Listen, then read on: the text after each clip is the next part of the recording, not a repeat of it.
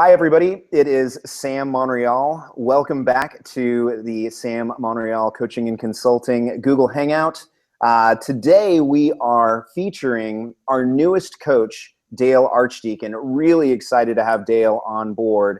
As a matter of fact, almost can't believe that he agreed to join our team because he has so much experience and he has so much knowledge about these lead generation models that make real estate teams successful that I'm really surprised that he didn't already have a huge roster of coaching clients, but we're working on fixing that really quickly.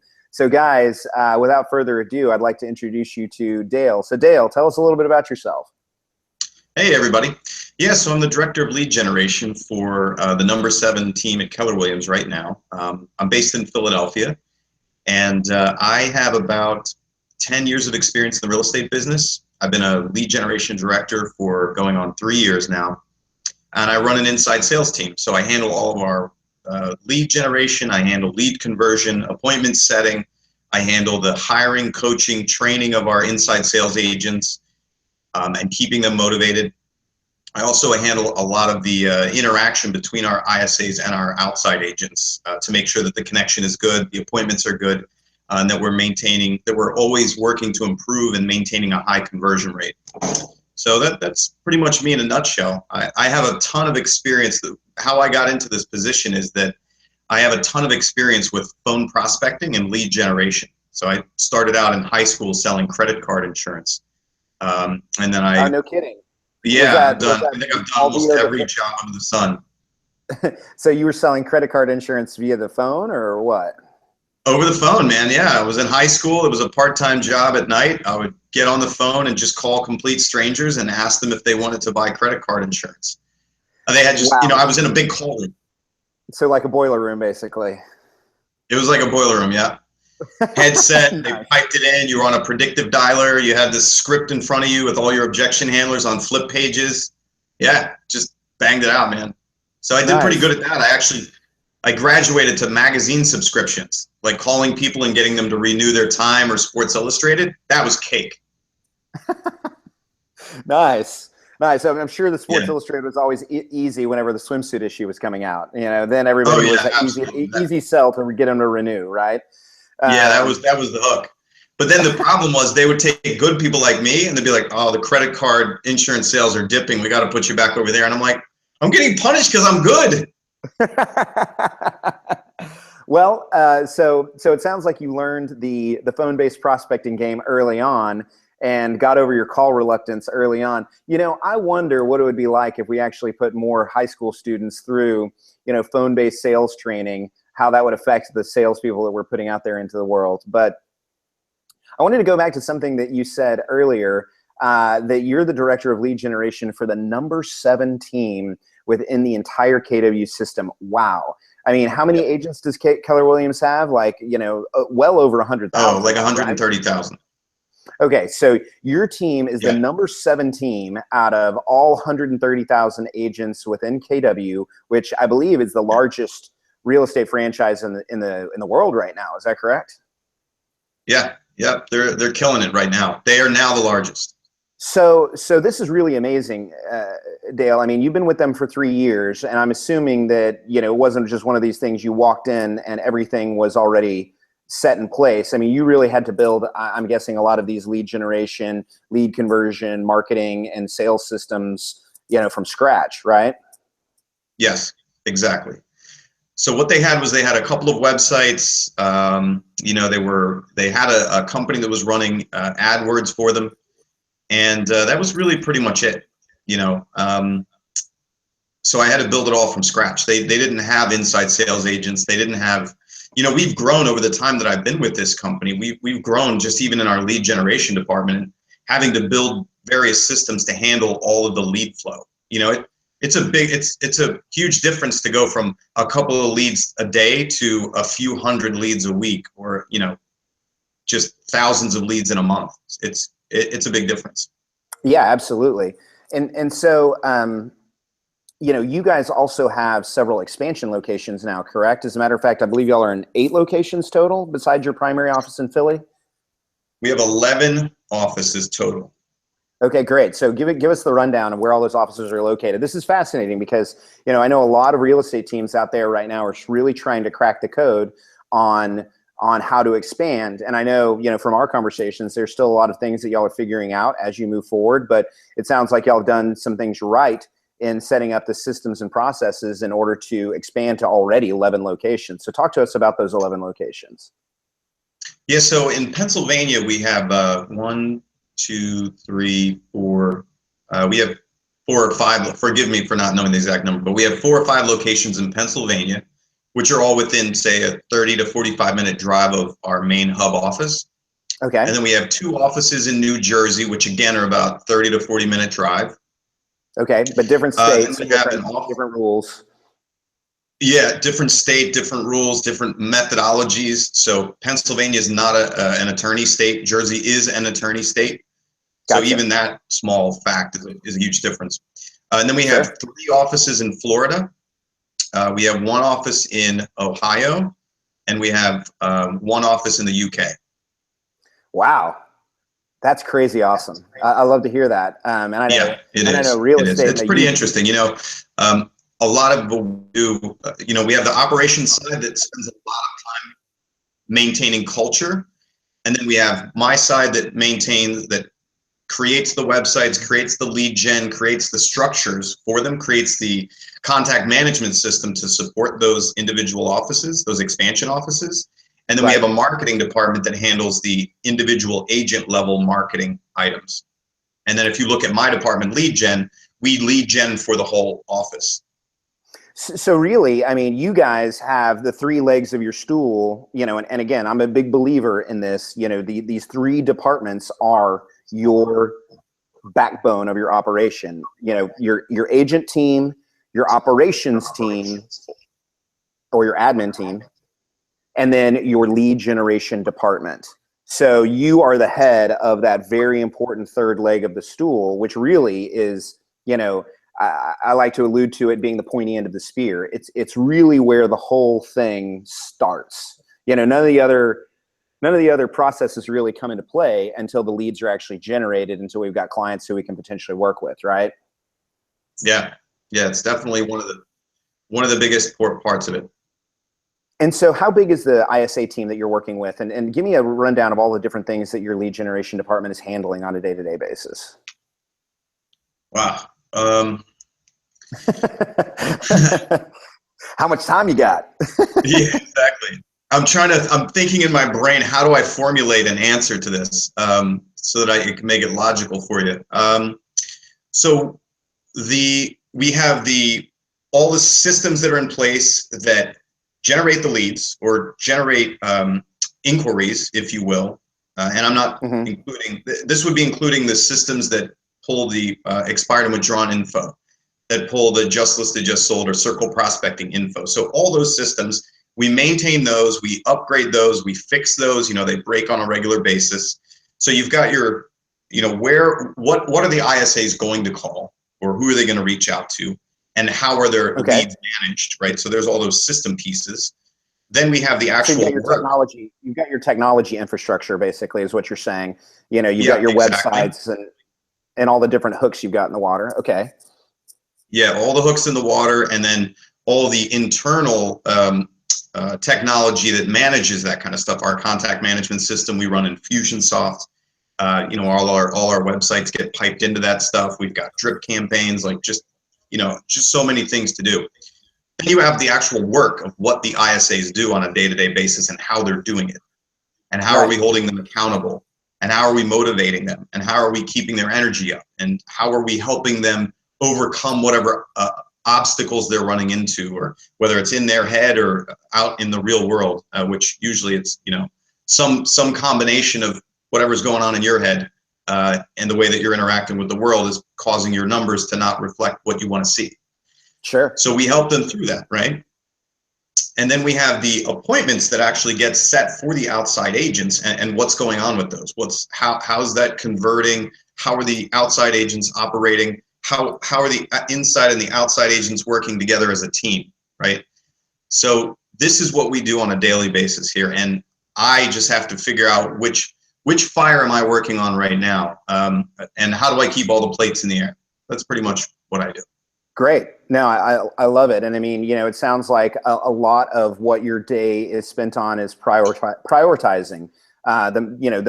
Lead generation is one of the most important things that a team can do.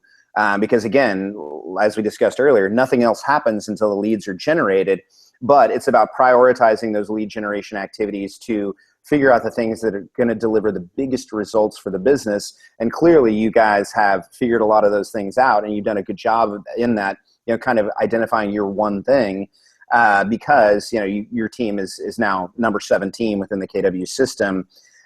So talk to me a little bit about how many agents you guys are currently supporting with your lead generation efforts. We have roughly about 30 agents right now. Okay, great. So you've got 30 agents that are operating in very much a team dynamic in 11 expansion locations that your lead generation department is keeping fed. Wow, that is incredible, Dale. I know how difficult that can be, and so kudos to you, sir. I know that can get extremely complicated. So, you've got all these technology pieces that you're managing, but then, as you mentioned, a huge part of your day is about managing the actual lead generation activities, the actual calls. So talk to me about what that looks like, and kind of, how does your team get going when they get started very first thing in the morning? Is it y'all come in and start hitting the phones calling expireds, or how does that work for y'all? Yeah, they typically get started with any brand new leads that they have, regardless of which expansion office it comes from, as well as any responses that they've gotten from leads that they've been working, say the day before or overnight. Okay. That's their first priority of business, and then they start into just simply prospecting whatever list it is that they're working on. And we time block for them which office they're going to be in time, because we have so many offices. And I don't have enough ISAs to dedicate them by office. So what we do is time block. Okay, so you guys have shared resources that are supporting your multiple expansion locations, but those shared resources are not necessarily dedicated to just one office. I mean, that's really fascinating. I think that's a really brilliant idea, because you've got to keep your home base, your hub fed, right? Or where you already have a big footprint, but then you can kind of peel off some of this time for these different resources to actually be providing value to those expansion locations. That's really interesting. Yeah. And so all of your lead generation is handled at your hub location, correct? Yes, all the lead generation so if you look at it this way, when we take on an expansion partner, a real big, the value proposition that our team offers is taking as many pieces off that agent's plate as possible, which obviously would be the administrative piece, the marketing piece. We add in culture so that we make them part of something larger. And then we also offer the lead generation as a bonus. So our agents are still tasked with doing their own lead generation. This is one of the things that everyone has found, that in order to be successful with expansion, you must have partners who are still self-lead generating. And what you're doing is coming in with all of these added benefits. Guys, if y'all take nothing else from this hangout, that right there is gold said from the mouth of somebody that's experiencing it on a day-to-day basis. Everybody on the team has to lead generate, not just your ISAs, but it's, I'm sure Noah on your team is constantly lead generating for new talent, for new partners, for expansion locations. And you're telling me that your agents are still out there lead generating every single day, not relying exclusively on ISAs. That right there, guys, is a pearl. That is a pearl. All right, keep going. Yeah, that's what you got to do. Because it doesn't, I've seen people who thought that they were just gonna rely on the ISAs, or they were just gonna, in any system, if you've got salespeople waiting around to be fed, you're gonna starve real fast.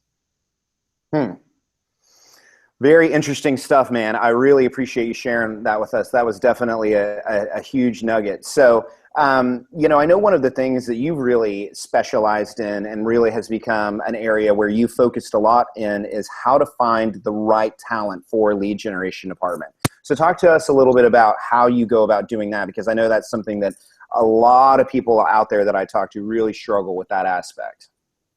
It's hard, man. It's hard to do. and even as diligent as I am about my systems and talking to other people about how they hire and screen, you still occasionally get a dud, man. This is a tough business. Hiring for phone-based prospecting and lead generation is a tough thing to hire for. I don't need to tell you, Sam. You have tons of experience in that, buddy. Right? So not everybody can do it.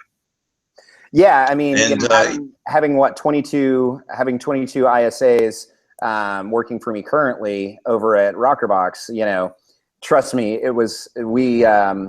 we failed forward a lot with that. I'll just leave it at that. Yeah. So how do you do it, man? I just fish with a big net, right? The same as how do you generate business? You talk to a lot of people, man. So we run ads everywhere. We get tons of applications. I use my virtual assistant to help me sort through them. And really, I put together a process that I go through, which is before I even look at a resume, I have them call a phone number and do basically like a phone audition. And the outgoing message says, "Tell me the characteristics that you have that are going to make you the most successful in this job position." And that's it. They have to leave a voicemail, and then I get to listen to that. So I just weed out the duds right from there. The people who don't sound good on the phone, the people who aren't articulate, the people who can't answer my question directly, who don't sound like they have positive energy, who aren't, I can hear all of it. I can hear pessimism. I can hear optimism. I can hear all kinds of things in that. So that's the first step. Listen to that, and then you basically are treating your hiring process as a lead generation effort. I mean, if I'm just kind of reading between the lines there, you basically treat hiring as part of Dale's lead generation time. Exactly. That's exactly what it is. I love that. And that's another nugget, guys. That's exactly what it is. And you got to keep it on. Depending on how many ISAs you want or need, you got to really keep that on.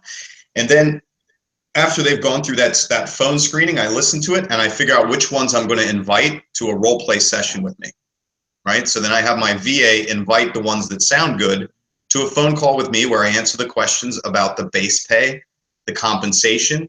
This is where I set the expectations that 75% of their commission income is going to happen in the second 6 months, which is something my friend Sam Monreal taught me a long time ago. And right, so I tell them all these things. Exactly what's going to happen. This is the way it's going to be. And here's the reality of it. Does that work for you? Yes. Sounds great. Okay, wonderful. Take that script that you got emailed and let's role play that script now. And then I'm listening for things like confidence, ability to ability to overcome objections. Even though these people have never sold real estate in their lives and they don't have the proper language to talk me around something, what do you do when I put you on the hot seat and make you do it? And if you can roll through those kind of things, then you're the kind of person that I would invite into my office and actually make you do a live calling session for 2 hours. So that's, if they make it through the role play with me and they check all the boxes, then I invite them into a calling session in my office. Teach them a quick script, put them on the phone. I mean, guys, again, you're just dropping, I wish I was there with you. You're just dropping golden nuggets all over the place, Dale. This is another huge thing that I love that you're doing is you're getting them immediately. You're getting these prospects. Not only you're setting proper expectations up front, but you're almost immediately getting them on the phone, having phone conversations, engaging with, prospective clients, really just sort of throwing them into the deep end. And I have found personally that when you do that with somebody, you find out real quick whether that person is going to thrive or drown in that deep end. And you can come out of that 2-hour session, and if that ISA is like sweating and miserable and hated every minute of it, you know that that's probably not a good candidate for you versus somebody that's like, man, I was so close with that last one. Can I make just a couple more calls? I think I've got one that I really think I can get the next one. Like that is the difference between the type of person it's going to make a big impact for your team. And I love that, Dale, part of your interview process is, step number 3, you're getting them on the freaking phones. That's amazing because I think so many people are afraid to put ISAs on the phones that quickly when in reality, it's a functional interview, right? Hang it out there, man. I'm not saying this is anywhere near the level of Navy SEALs, but you don't think they're going to take you. You're not going to go into a classroom for 30 days if you're trying to join the SEALs. You're going to get your ass out there on the course. First day, 6 a.m., right? Freezing your ass off, like crawling through mud. Let's do it. It's out there. Out there is where we figure out whether you're going to do it or not. Great. So Dale, this is amazing stuff. So, okay. So you are taking on new coaching clients. Is that correct? Yes. And if I understand correctly from our conversation, you're very busy running a lead generation department. You got a wife and you got your children. How many kids do you have? Refresh my memory. Two kids. Yeah, my son just turned 7 and my daughter's 5, so they're balls of energy. Awesome. That's so great. Such a great age. And so, because of that, because you're, prioritizing your life, you've got your family and you've got your role there on the team that you run on a day-to-day basis. I believe you're only taking 5 coaching clients, right? Yes. Yeah. Yep. Only taking a few. I got limited slots, Sam. I want to make sure that I want to be able to share my knowledge with people. I want to be able to help them out too. But I also want to make sure that they get a lot of value from that. And I want to be able to, I don't, I'm the kind of person that doesn't want to stretch myself too thin. So I'm running the department. That's operating. I got that nailed down, and I can take on a couple of clients to work with them one-on-one individually. And so, Dale, tell me a little bit about, one of the things that really struck me when we talked a little bit about just this passion that you have for helping others, this passion that you have for this role as a coach. So what is it about coaching that really gets you excited, kind of gets you pumped up, and that you're hoping to kind of bring to your individual coaching clients? I've struggled through a lot of things before. I somehow didn't watch television in 2007 and 2008. And so I decided that was a great time to get a real estate license. Okay. Because I wasn't paying attention. And I was like, oh, mortgages is cool. Maybe I'll get into real estate too. So I fought through it, man. I made it happen. I got through all of it.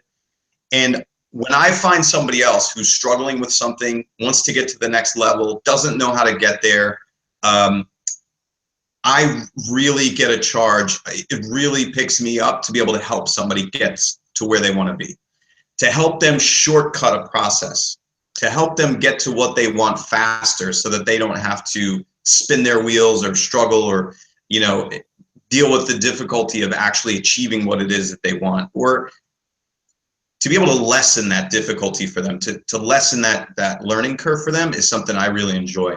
And I like seeing people build things. I'm kind of a systems guy, right? I'm a task-oriented kind of driver. So I like getting it done and seeing it happen. And if I can do that vicariously through other people, I enjoy that too.